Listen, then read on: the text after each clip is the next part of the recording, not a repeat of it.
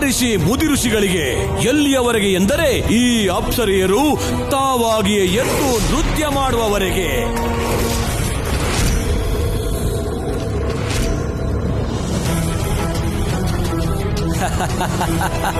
ತ್ರಾಹಿ ಮಾಂ ಮಹಾದೇವ, ಈ ರಾಕ್ಷಸನ ಪ್ರಕೋಪದಿಂದ ನಮ್ಮನ್ನು ರಕ್ಷಿಸಿ ಮಹಾಪ್ರಭು.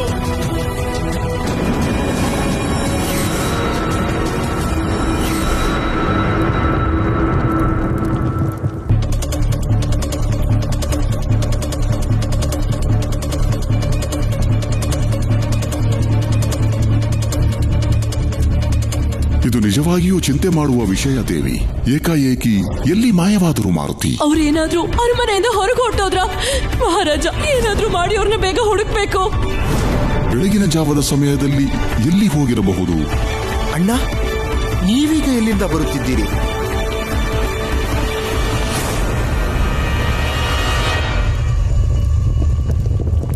ಗದೆ ರೀತಿ ಏನು ಸಿಗ್ತಾ ಇಲ್ವಲ್ಲ. ನಮ್ ಬಾಲನ ಇನ್ನಷ್ಟು ಉದ್ದ ಮಾಡ್ಬೇಕು ಅನ್ಸುತ್ತೆ.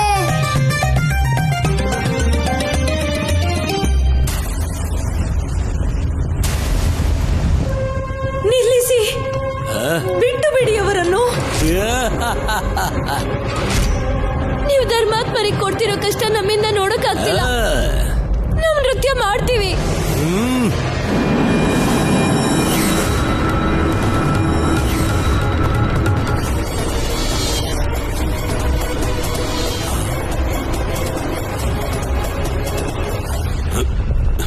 ಏನಿದು?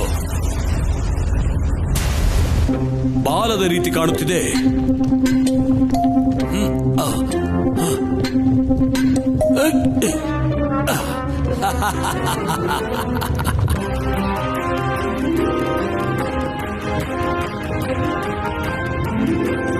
ಗದೆ ಸಿಕ್ಬಿಡ್ತು.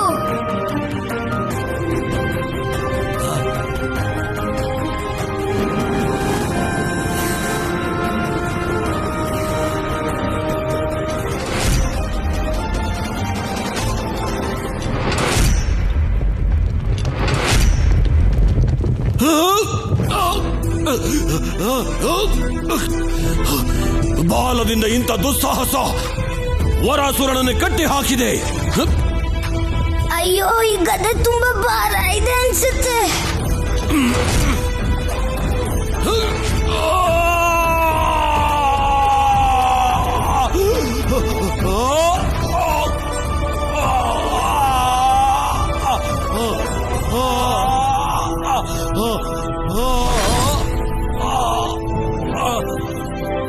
ಅಯ್ಯೋ, ಇದೇನಾಗ್ತಾ ಇದೆ? ಈ ಮಾಯಾವಿ ನಮ್ಮ ಮಹಾರಾಜರ ಮೇಲೆ ಆಕ್ರಮಣ ಮಾಡಿದ್ದಾನೆ. ಮೂರ್ಖರೇ, ನಿಂತು ಏನು ನೋಡುತ್ತಿರುವಿರಿ? ಕತ್ತರಿಸಿ ಬಾಲವನ್ನು.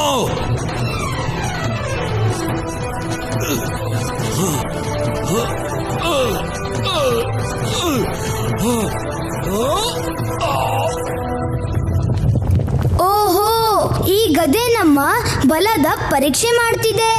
ಅವಶ್ಯವಾಗಿ ಇದೇ ಆ ವಿಶಿಷ್ಟ ಅಸ್ತ್ರವಿರಬೇಕು.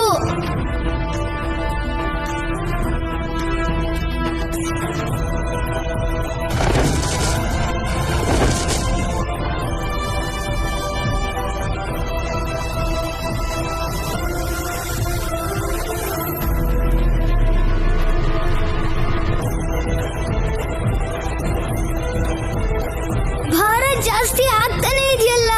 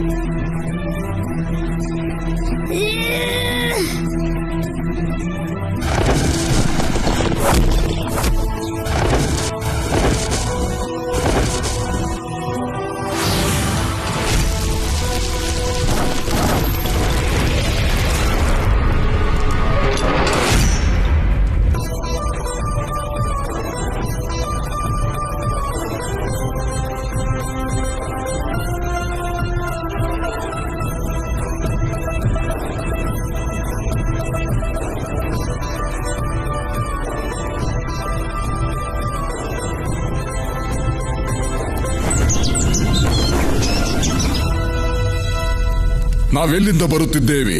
ಈ ಮಾತಿನ ಅರ್ಥ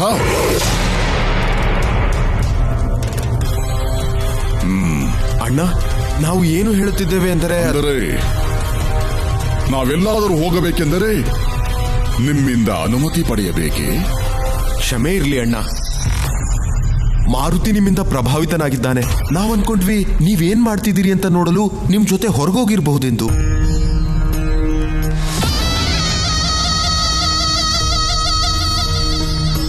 ನಾವು ಬೆಳಗ್ಗಿನ ವಿಹಾರಕ್ಕೆ ಹೋಗಿದ್ದೆವು.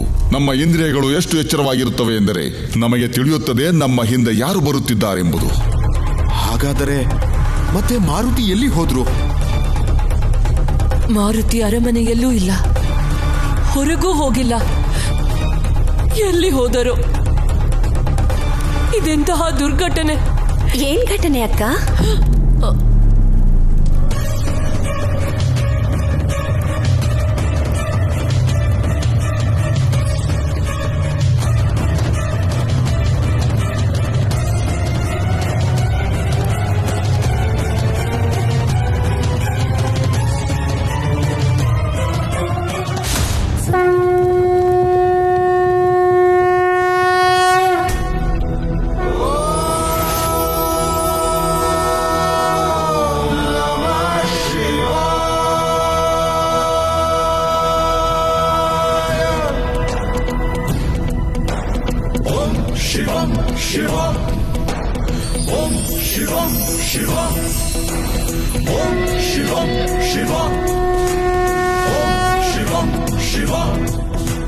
ರುದ್ರ ರುದ್ರ ಮಹಾರುದ್ರ ತಾಂಡವ ಶಿವಶಂಕರ ಜಗದ್ರೂಪಿ ಸರ್ವವ್ಯಾಪಿ ಹರ ಹರ ಪರಮೇಶ್ವರ. ಓಂ ನಮಃ ಶಿವಾಯ. ಖಂಡಿತವಾಗಿ ಮಾಯಾವಿ, ಯಾವುದೋ ಮಾಯಾವಿ ಬಾಲಕ ಇರಬೇಕು. ಏನ್ ಯೋಚನೆ ಮಾಡ್ತಾ ಇದ್ದೀರಾ? ಏನ್ ಮಾಡ್ಬೇಕೋ ಮಾಡಿ.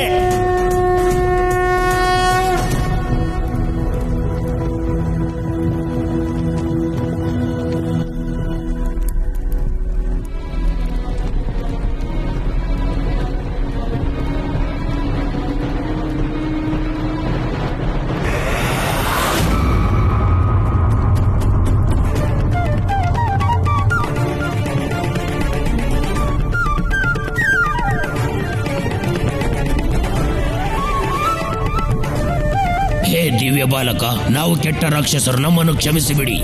ನಮ್ಮನ್ನು ವಧೆ ಮಾಡಿ ನಿಮಗೆ ಪುಣ್ಯವೂ ಸಿಗುವುದಿಲ್ಲ, ಪ್ರಸಿದ್ಧಿಯೂ ಸಿಗುವುದಿಲ್ಲ. ಕೃಪೆ ಮಾಡಿ ನಮಗೆ ಪ್ರಾಣದಾನ ನೀಡಿ ಪ್ರಭು. ಆಹಾ, ನಮಗೆ ಪ್ರಾಣದಾನ ನೀಡಿ. ನಾವು ನಿಮ್ಗೆ ಏನು ಮಾಡೋದಿಲ್ಲ, ನೀವೆಲ್ಲ ಹೋಗ್ಬಹುದು.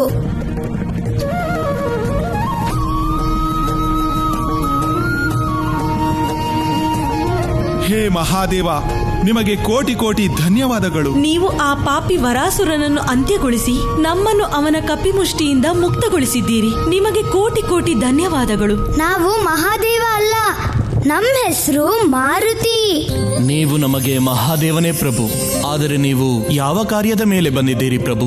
ನಾವು ನಮ್ಮ ಗದೆ ತರೋಕೆ ಪಾತಾಳ ಲೋಕಕ್ಕೆ ಹೋಗ್ತಿದ್ವಿ. ನಿಮ್ಗೆ ಆ ಮಾರ್ಗ ಗೊತ್ತಿದ್ಯಾ?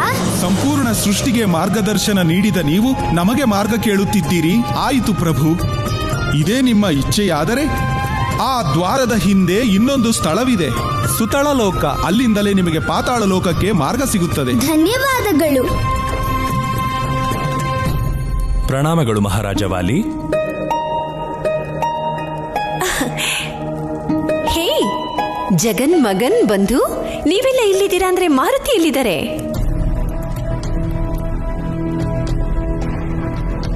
ಏನಾಯಿತು? ಮಾರುತಿಯಲ್ಲಿ ಪುತ್ರ?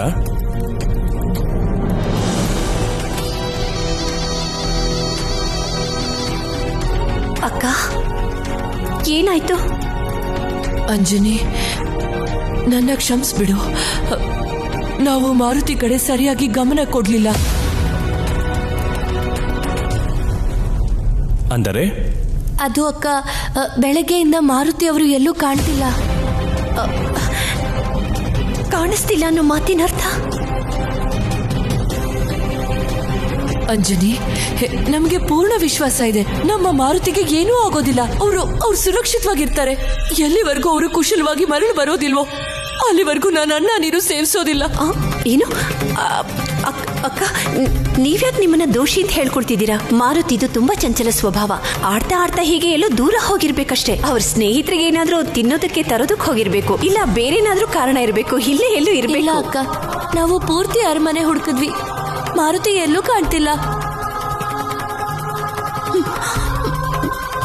ಅರಮನೆಲಿಲ್ವಾ?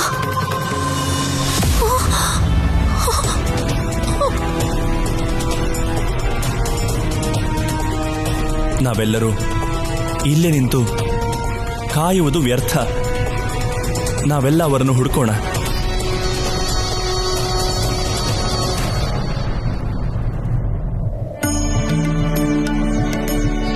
ಸುತ್ತಳ ಎಷ್ಟು ದೊಡ್ಡದಿದೆ, ಎಷ್ಟು ದೊಡ್ಡ ಅರಮನೆಗಳು, ತುಂಬಾ ದೊಡ್ಡ ಮರಗಳು.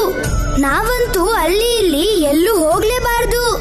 ಗದೆ ತಗೊಳಕ್ ಬಂದಿದೀವಿ, ಗದೆ ತಗೊಂಡು ಹೋಗ್ತೀವಿ. ಅಲ್ಲೇ ನಿಲ್ಲು.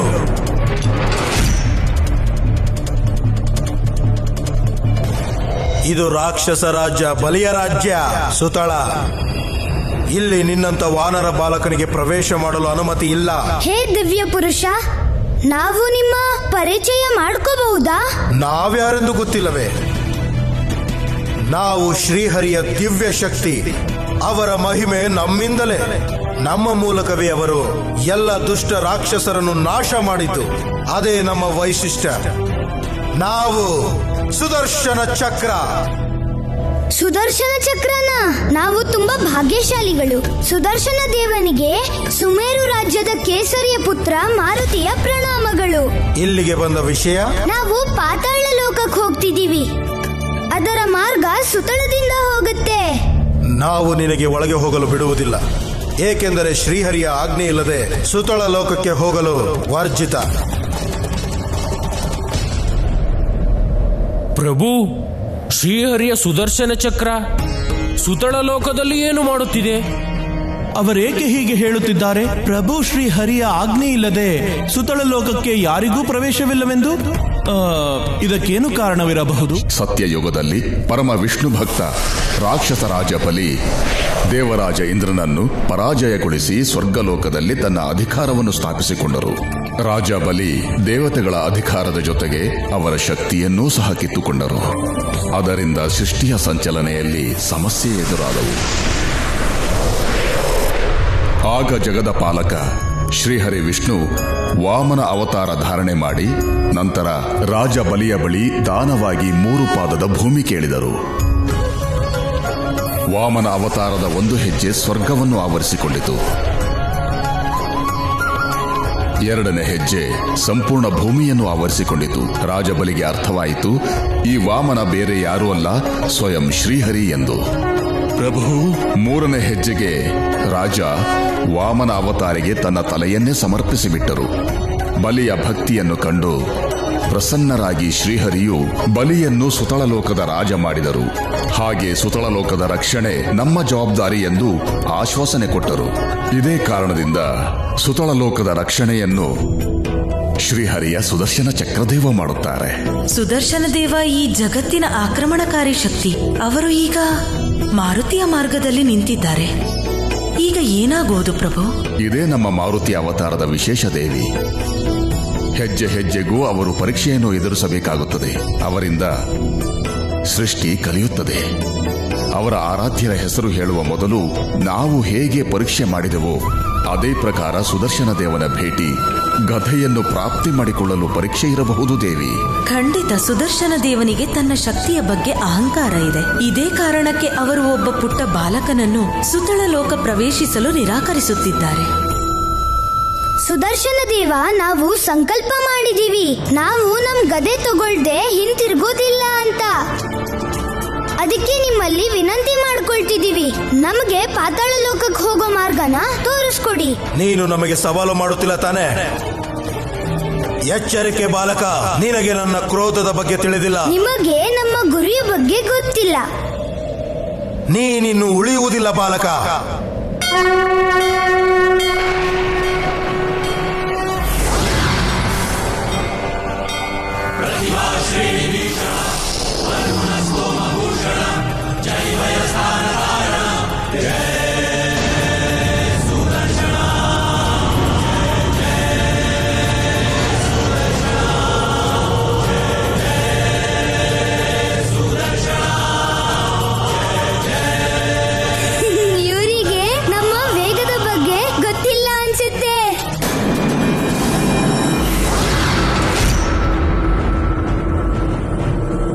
ಅಸಂಭವ. ಈ ಆಟದಲ್ಲಿ ನಮ್ಗೆ ತುಂಬಾ ಆನಂದ ಆಗ್ತಿದೆ ಸುದರ್ಶನ ದೇವ. ಆದ್ರೆ ನಾವು ನಮ್ ಗದೆ ಹುಡ್ಕಕ್ ಹೋಗ್ಬೇಕು. ನಾವು ಗದೆ ತರ್ತೀವಿ, ಅಲ್ಲಿವರೆಗೂ ನೀವು ಅಭ್ಯಾಸ ಮಾಡ್ತೀರಿ. ಮೂರ್ಖ ಬಾಲಕ, ನೀನು ನಮ್ಮನ್ನು ಹಾಸ್ಯ ಮಾಡುತ್ತಿದ್ದೀಯಾ? ಇಲ್ಲ ಪ್ರಭು, ವಿನಂತಿಸಿಕೊಳ್ತಿದ್ದೀವಿ. ಕೃಪೆ ಮಾಡಿ ನಮ್ಮನ್ನ ಮುಂದೆ ಹೋಗಕ್ ಬಿಡಿ. ಮುಂದೆ ಅಲ್ಲ, ನಾವು ನಿನ್ನನ್ನು ನರಕಕ್ಕೆ ಕಳಿಸುತ್ತೇವೆ. ನರಕಕ್ಕೆ.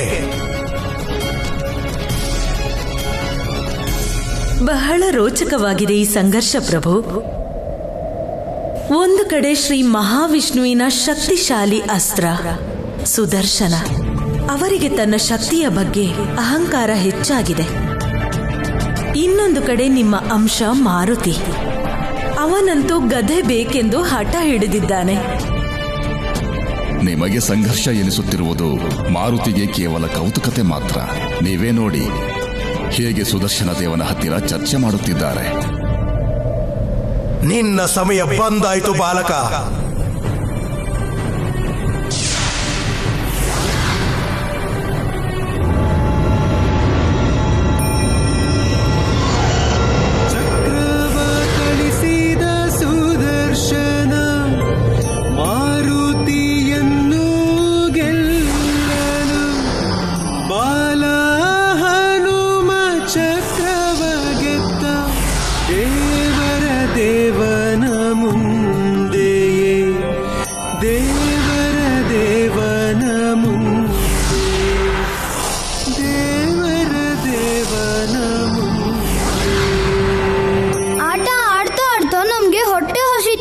ಈ ಸಮಯದಲ್ಲಿ ಅಮ್ಮ ಮಾಡಿರೋ ಮಿಠಾಯಿಗಳೇನಾದ್ರೂ ಸಿಕ್ಕಿದ್ರೆ ತುಂಬಾ ಆನಂದ ಆಗ್ತಿತ್ತು. ಘಾತಕ ಸುದರ್ಶನ ಚಕ್ರವು ಒಬ್ಬ ಸಣ್ಣ ಬಾಲಕನಿಗೆ ಆಟ ಆಡುವ ವಸ್ತುವಾಯಿತೆಂದು ಪ್ರಚಾರವಾದರೆ ಈ ಸೃಷ್ಟಿ ಇರುವವರೆಗೂ ನಮ್ಮ ಪ್ರತಿಷ್ಠೆಯ ಮೇಲೆ ಸದಾ ಕಾಲ ಕಪ್ಪು ಚುಕ್ಕೆ ಆಗಿ ಬಿಡುತ್ತದೆ. ಇದು ಎಂದಿಗೂ ಆಗಲು ಬಿಡುವುದಿಲ್ಲ. ಚಕ್ರ ವಿಭಜನೆಯಾಗಲಿ.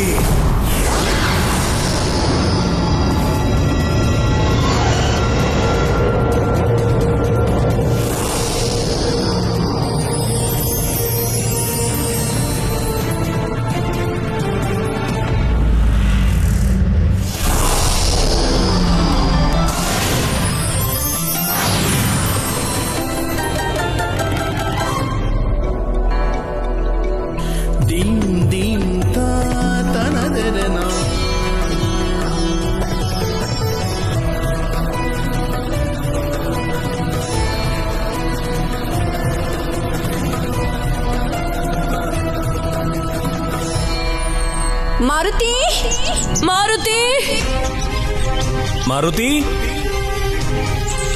ಮಾರುತಿ, ಮಾರುತಿ, ಮಾರುತಿ.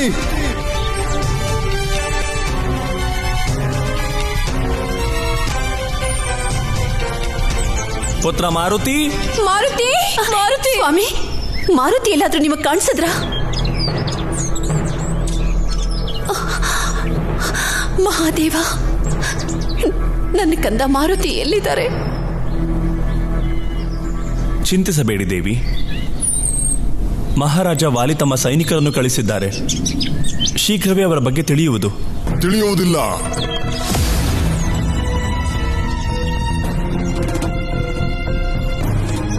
ಮಹಾರಾಜ, ಕ್ಷಮಿಸು ಮಿತ್ರ, ನಮ್ಮ ಮಂತ್ರಿಗಳು ಖಾಲಿ ಕೈಯಲ್ಲಿ ಬಂದಿದ್ದಾರೆ. ಏನು? ಯಾರಿಗೂ ಯಾವ ಸೂಚನೆಯೂ ಸಿಗುತ್ತಿಲ್ಲ. ಅಂದ್ರೆ ಇದು ಹೇಗಾಗೋದಕ್ಕೆ ಸಾಧ್ಯ ಸ್ವಾಮಿ? ನೀವು ಚಿಂತಿಸದಿರಿ. ನಾವು ಜೀವಂತವಾಗಿರುವವರೆಗೂ ನಮ್ಮ ಪ್ರಿಯ ಮಾರುತಿಗೆ ಏನೂ ಆಗಲು ಬಿಡುವುದಿಲ್ಲ. ನನ್ನ ಮಾರುತಿಗೆ ಏನಾಗಿದೆಯೋ, ಅವನು ಯಾವ ಸ್ಥಿತಿನಲ್ಲಿದ್ದಾನೋ ಏನೋ ಗೊತ್ತಾಗ್ತಿಲ್ವೇ? ಅತ್ತಿಗೆ, ನಿರಾಶರಾಗದಿರಿ. ಇಲ್ಲೊಬ್ರು ನಮ್ಮ ಮಾರುತಿಯನ್ನ ನೋಡಿದ್ದಾರೆ.